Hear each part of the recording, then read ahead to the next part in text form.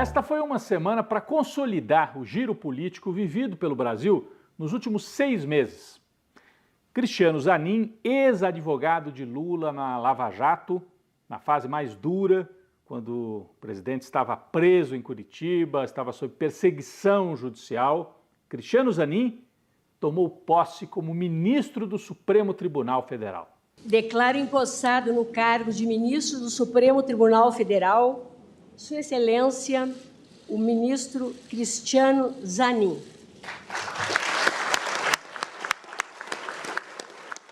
Foi uma posse discreta, como deve ser, no Supremo, mas muito concorrida. Mais de 800 pessoas compareceram, autoridades de vários poderes, advogados, juristas, muito concorrida.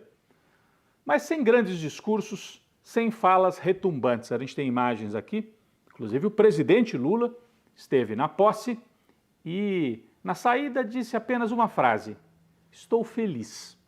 Foi dado o recado. Zanin é o ministro mais jovem nesta composição do Supremo Tribunal Federal. Poderá ficar no cargo até 2050, quando vai completar 75 anos de idade. A importância da posse de Zanin no Supremo não foi o ato em si, mas o simbolismo político que ela envolve. 6 anos atrás, Zanin estava sendo maltratado por Sérgio Moro nas audiências lá em Curitiba. Vocês se lembram? Aqui a gente tem uma imagem, olha, o Zanin ao lado do Lula, o Sérgio Moro arrogante, não aceitava nenhum pedido do Zanin, tratava como se fosse um advogado de segunda linha. Eram cartas marcadas, né? Ali era um julgamento fajuto, tudo combinado entre o Sérgio Moro, que era o juiz, e os procuradores, o Ministério Público, o Deltan Dallagnol e os outros. E ali ele usava toda a arrogância dele do cargo para fazer política e destratava o advogado. O Zanin teve coragem de construir a tese e capacidade técnica de construir a tese do lawfare. O que é o lawfare? É a ideia, é o conceito de que você utiliza a justiça politicamente para perseguir os adversários. Tem tese sobre isso, tem juristas internacionais de outros países que escrevem sobre isso. O Zanin foi lá na Europa, buscou depoimentos, buscou pareceres, foi construindo essa tese, inclusive em debates nas universidades, fazia defesa de Lula nas audiências e, ao mesmo tempo, foi construindo essa tese no debate público, jurídico, e venceu. Foi muito importante, muita gente não acreditava que seria possível reverter toda aquela onda. Então, tem um simbolismo muito grande ele virar ministro do Supremo agora, até porque o perseguidor, o Sérgio Moro, queria muito esta vaga, que agora está com o Zanin. Vocês se lembram? O Moro mandou prender o Lula em 2018 para que ele não fosse candidato, favoreceu o Bolsonaro, em parceria com os militares, e aí virou ministro da Justiça do Bolsonaro. Sempre de olho, uma vaga no Supremo.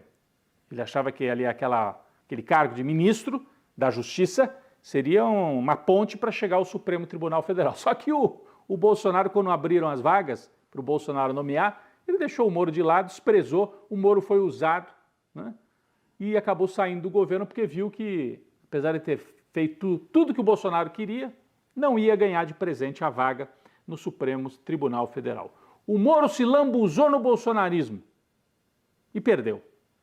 E esta semana assistiu o advogado que ele tanto perseguiu e maltratou, virando ministro do Supremo Tribunal Federal. Então, é uma imagem forte.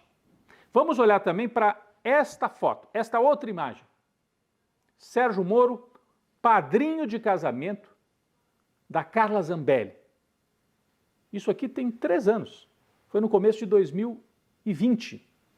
Naquela altura, o Moro era ministro do Bolsonaro, ministro da Justiça, e a Zambelli, uma das principais deputadas bolsonaristas. Estavam os dois juntos, né? Símbolo daquele momento de poder da extrema-direita no Brasil. E esta semana, em que o Zanin toma posse no Supremo, a Carla Zambelli também sente o que significa ela ter atuado da forma como atuou ao longo dos últimos anos. Quem é a Carla Zambelli?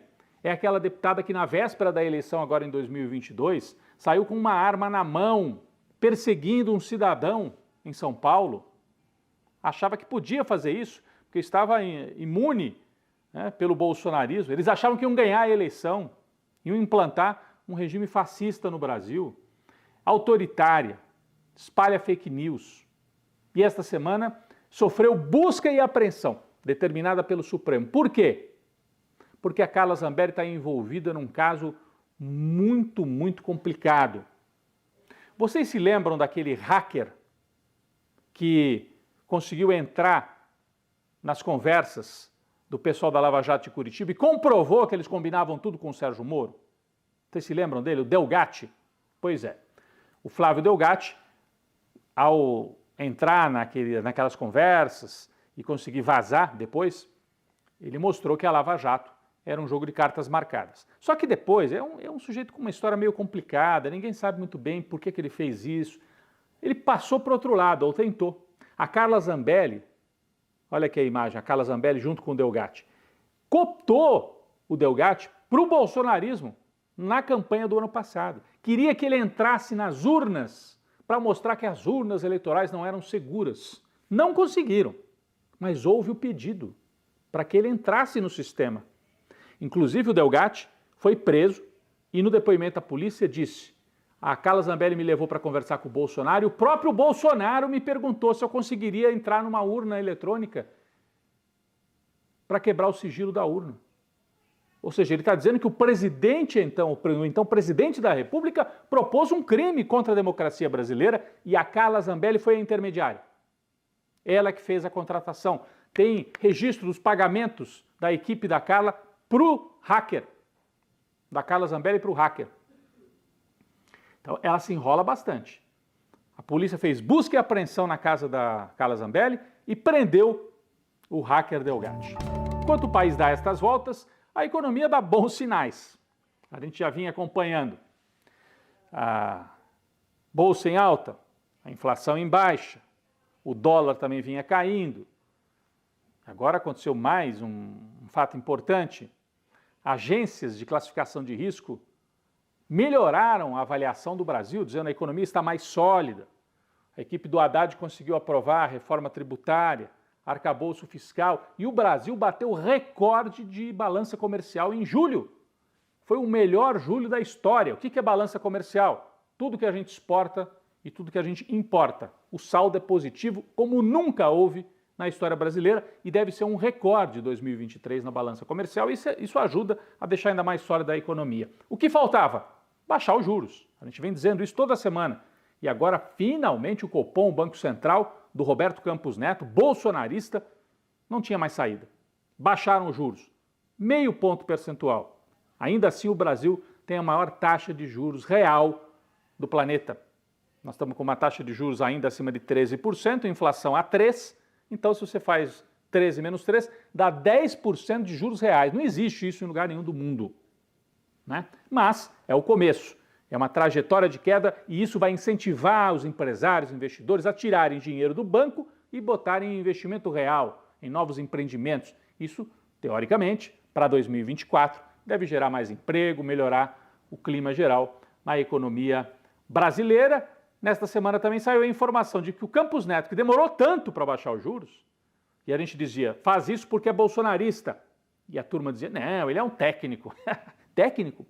A reportagem mostrando que durante a campanha ele não só foi votar com a camisa amarela para marcar o voto no Bolsonaro, como participou ativamente, organizando planilhas com pesquisas que orientavam a campanha do Bolsonaro. Então é o presidente do Banco Central que age politicamente e, por isso, atrapalhou a retomada da economia brasileira, mas teve que se dobrar à realidade, baixou os juros e agora o Brasil tem tudo para retomar um ciclo de crescimento econômico com estabilidade a partir de 2024.